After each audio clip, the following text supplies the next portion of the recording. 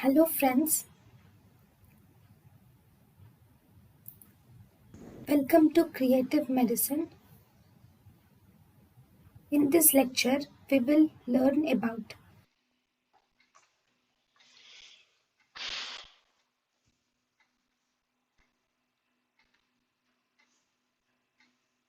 partial androgen insensitivity syndrome and Riefenstein syndrome.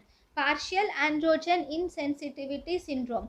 Here, males are partially sensitive to testosterone. The genotype of partial androgen insensitivity syndrome is 46XY. Here, the testosterone is either partially sensitive, so thus because testosterone is partially sensitive, there are virilizing features. Whereas estrogen is also properly sensitive, so as a result, the patient will develop female characteristics and there is proper breast development. So, in partial androgen insensitivity syndrome, the female will have proper breast development, that is, secondary sexual characters are normal.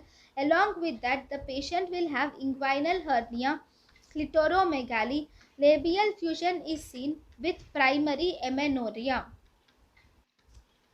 Riefenstein.